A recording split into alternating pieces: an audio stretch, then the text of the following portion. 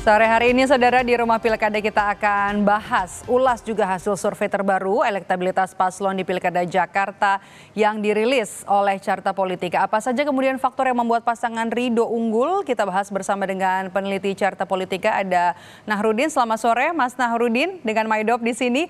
Ini jadi menarik ya. Tadi Direktur Eksekutif dari Carta Politika Yunarto Wijaya juga menyebut ini sebenarnya harus ekstra kerja kalau memang serius mau memenangkan Pilkada Jakarta. Dan juga soal kalau kita membaca apakah kemudian ini harus bakalan jadi ada 2 putaran untuk Pilkada Jakarta dari hasil survei Carta Politika?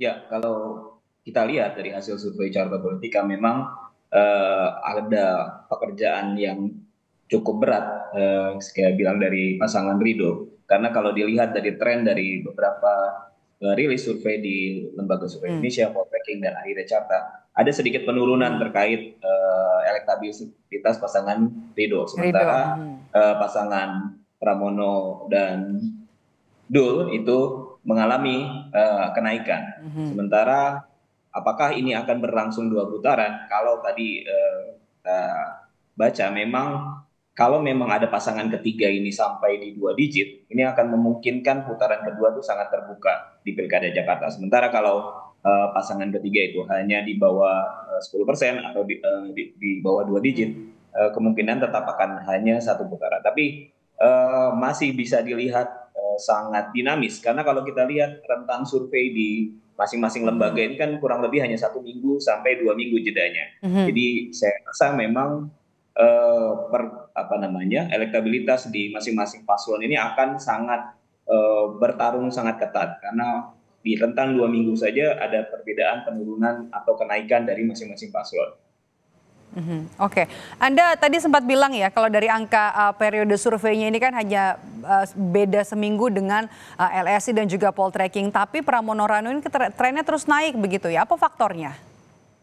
Ya, kalau kita lihat mungkin faktor yang pertama, kalau kita lihat dari hasil survei Carta, memang faktor hari ini masih ditopang oleh faktor wakil dari Pas Pram, yaitu Pak Rano Karno. Jadi Rano Karno kalau kita lihat dari sisi pengenalan, dia yang cukup bisa bersaing dengan Pak Ridwan Kamil yang di atas angka 90%. Jadi hari ini untuk pasangan Pram dan untuk pasangan Pram Rano ini yang paling menonjol dan paling ditopang kenaikannya mungkin adalah gara-gara Pak Rano Karno yang maju sebagai Wakil Gubernur DKI Jakarta.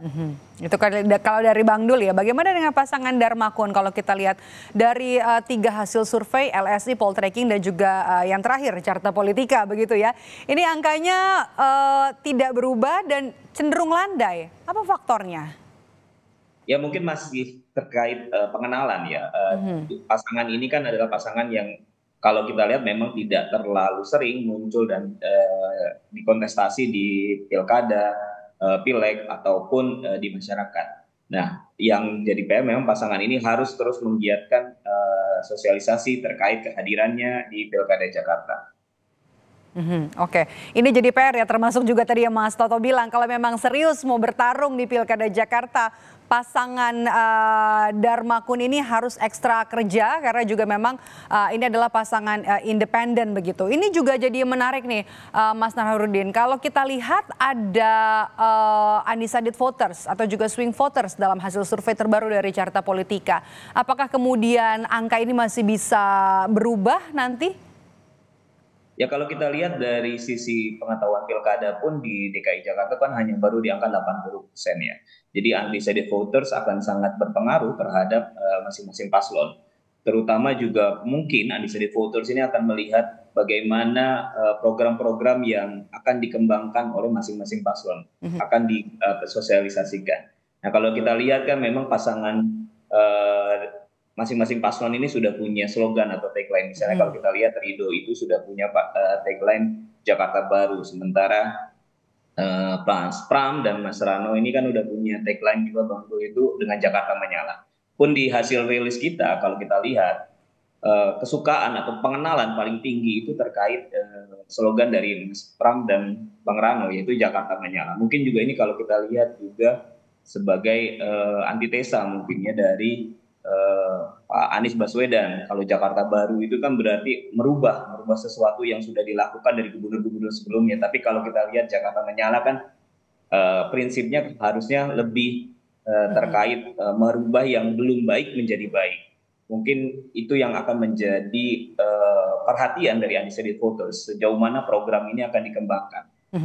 Jadi tagline itu juga berpengaruh ya, harus ear catchy atau benar-benar serius nih? Cuma bukan sekedar tagline atau slogan? Ya, seharusnya si tagline itu menjadi acuan ya, acuan untuk program-program yang akan dijalankan.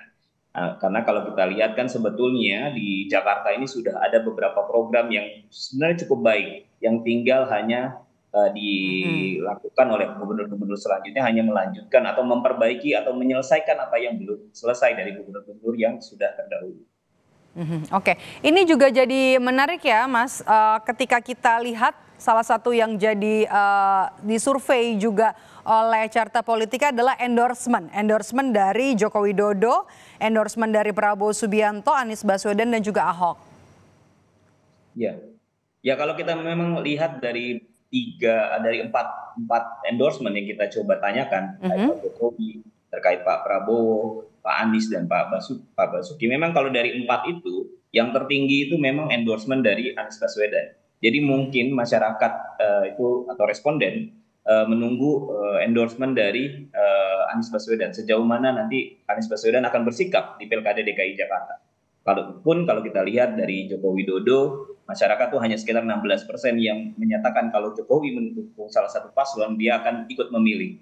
Tapi kalau kita lihat dari beberapa nama, yang paling tinggi justru cenderung ke Pak Anies Baswedan. Oke, ini juga jadi menarik karena surveinya Carta Politika yang terbaru ini kan dilakukan sebelum debat ya, debat yang akan digelar pada hari Minggu. Sebenarnya kalau kita mengukur efek dari debat terhadap elektabilitas tiga pasangan calon yang nanti akan berlaga di Pilkada Jakarta akan seberapa besar? Bagi saya, kalau hipotesa saya ya, kalau melihat efek debat di Pilkada Jakarta itu sangat besar ya, karena kecenderungannya masyarakat Jakarta itu sangat kritis ya. Dia akan melihat bagaimana program-program itu akan dipaparkan. Lalu sejauh mana program-program yang dipaparkan itu realistis untuk dilakukan. Kalau kita lihat juga beberapa pilkada-pilkada sebelumnya di DKI Jakarta, masyarakat cenderung menikmati atau menyaksikan debat itu secara khusus, karena mereka melihat, memilih, dan mencari siapa yang pada akhirnya akan dipilih nanti di Pilkada 27 November. Memang menanti ya, kalau kita lihat dari karakteristik pemilih dari Jakarta justru sebenarnya menunggu debat dibanding kampanye yang sudah dilakukan karena cenderung sama belusukan. Tapi kalau bisa kita lihat ini debat yang akan terjadi pada hari Minggu besok, terutama debat perdana nih, bakalan adu gagasan, ide-ide dan juga program atau hanya sekedar adu gimmick? Ya baiknya memang seharusnya masing-masing paslon ini melakukan adu-adu program ya. Pun juga beberapa kali Mas Pram juga tadi kita sempat baca beberapa lirisnya, kalau bisa lebih banyak dibahasakan itu program bukan singkatan. Itu kan menyindir bahwa sebaiknya debat nanti isinya itu tentang program. Bagaimana kita paling tidak bisa menguliti apa yang baik program itu untuk masyarakat Jakarta.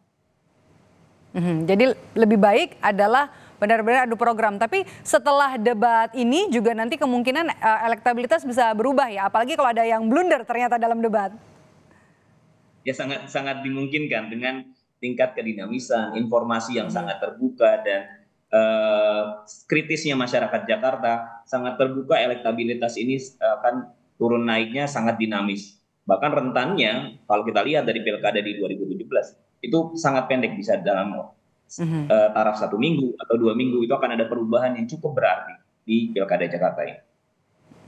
Ada efek ya tentunya ya. Kalau Anda lihat dari kalau tiga pasangan calon ini berkaca atau melihat dari hasil survei, 3 lembaga survei LSI, Poltreking dan juga yang terakhir ada Carta Politika, opsi yang akan mereka lakukan melakukan banyak sekali manuver dalam debat atau justru sebenarnya main aman nih supaya elektabilitasnya tidak tergerus? Ya kalau saya melihat ya, tidak bisa menggambarkan secara utuh, tapi memang sebaiknya memang akan ada opsi yang aman ya. Kalau tidak melihat dari pilkada-pilkada sebelumnya, sekarang kan justru resistensi atau program itu lebih dikedepankan ya, karena tidak ada lagi politisasi agama, ada suku atau sara.